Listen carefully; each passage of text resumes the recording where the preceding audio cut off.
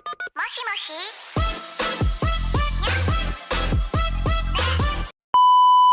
Perkenalkan, nama saya Desi Tonggoro Itoshi Tohang, NIM 12025144, Prodi Teknik Lingkungan dari TPB 48. Di sini saya akan menjelaskan tugas besar PKS. Pada program C++ kali ini, saya memiliki dua buah program. Yang pertama berkaitan dengan ilmu matematika, yang kedua berkaitan dengan ilmu biologi.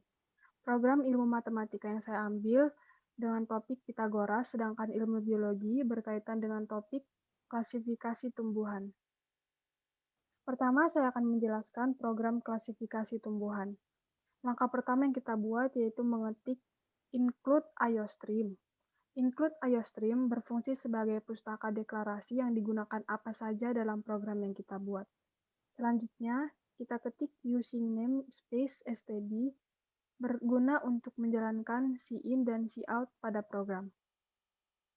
Lalu, pada program ini, kita menggunakan integer main sebagai fungsi utama dari C++, yaitu untuk tipe data numerik. Pada program ini juga digunakan string sebagai tipe data teks untuk array-nya, maka menghasilkan cout-nya yaitu Bryophyta dan Pteridophyta.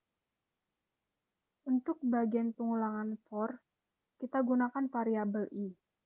Sebagai penjalan perulangannya, kita gunakan i sama dengan 0, lalu i lebih kecil sama dengan 1, dan i++.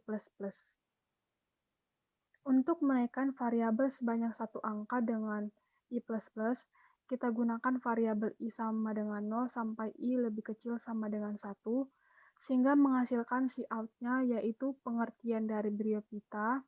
Yang kedua, Bryophyta atau tumbuhan laut merupakan salah satu tumbuhan yang sangat mudah kita temukan terutama di tempat yang lembab dan lain-lain. Cout yang kedua yaitu ciri-ciri dari tanaman Bryophyta, yaitu jenis lumut berbentuk talus dan berlobus seperti hati manusia, jenis lumut berumah dua, jenis lumut membentuk zigot. Cout yang ketiga yaitu jenis-jenis dari Bryophyta, yaitu lumut hati, lumut tanduk, dan lumut daun. Pada for kali ini, kita menggunakan dua kondisi atau dua pilihan, yaitu if dan else. Pada if ketika pilihan pertama, yaitu Bryophyta, maka cout-nya akan menjelaskan data mengenai Bryophyta. Penjelasan dari Bryophyta tersebut antara lain pengertian, jenis-jenisnya, serta ciri-cirinya. Pada else di bagian if-nya, ketika kita membuat pilihan kedua, maka akan menjelaskan data dari Pteridophyta, yaitu pengertian, ciri-ciri, serta jenis dari tumbuhan Pteridophyta.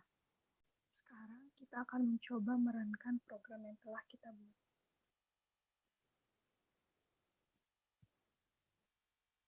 Kita ketik yes, lalu kita pilih salah satu, Bryophyta atau Pteridophyta. Di sini saya akan mencoba memilih Pteridophyta. Maka akan muncul pengertian ciri-ciri dari Pteridophyta yang saya masukkan tadi.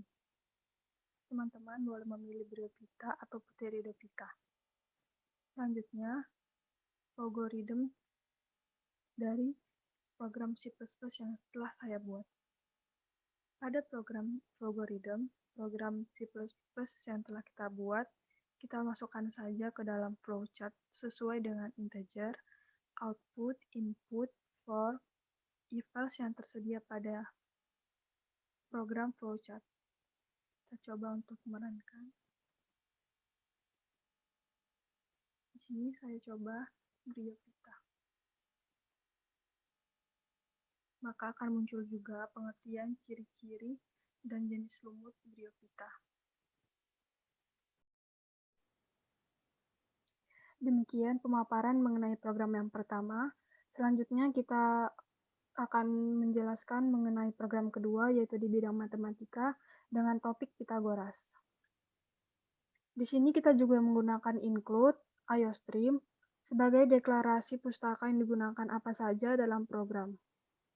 Lalu kita gunakan include math ini untuk menjalankan si in si out dalam program khusus di bidang matematika.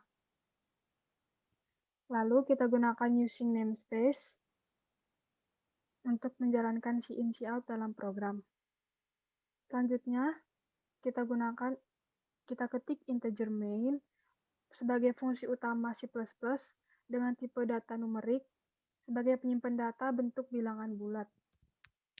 Selanjutnya, ada float, yaitu tipe data numerik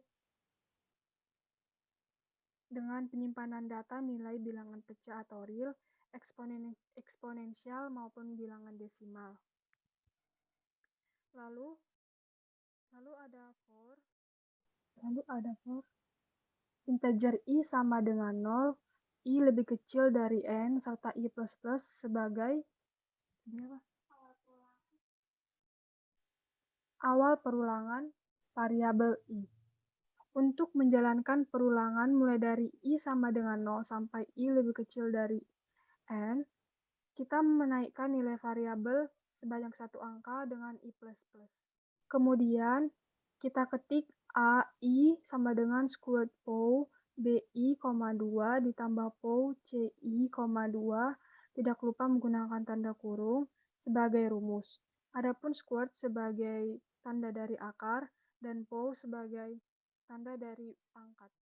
Pada program ini digunakan satu kondisi percabangan dengan menggunakan satu bilok pilihan, yaitu saat kondisi benar. If bi sama dengan 0 atau ci sama dengan 0, maka akan menghasilkan cout data ke dengan bacaan yaitu tidak terdefinisi.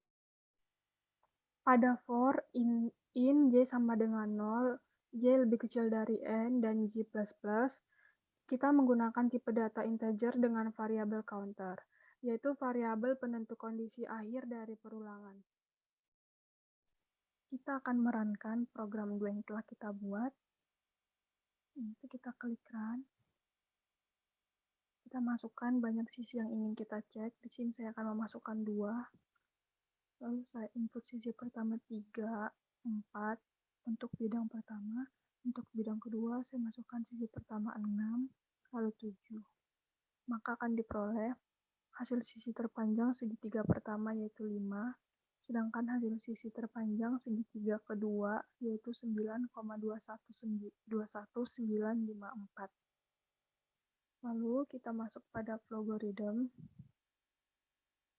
Sama seperti sebelumnya, pada program logarithm, program C++ yang telah kita buat tadi, kita masukkan saja pada logarithm sehingga sesuai dengan integer output input for if else yang tersedia pada program flowchart tersebut. Kita akan merankan. Kita akan coba 4. Kita masukkan nilai sisinya. Maka diperoleh hasil sisi terpanjang segitiga pertama yaitu 9,4339, hasil sisi terpanjang segitiga kedua 12,0415, hasil sisi terpanjang segitiga ketiga 9,4339, dan yang terakhir yaitu hasil sisi terpanjang segitiga keempat 9,4868.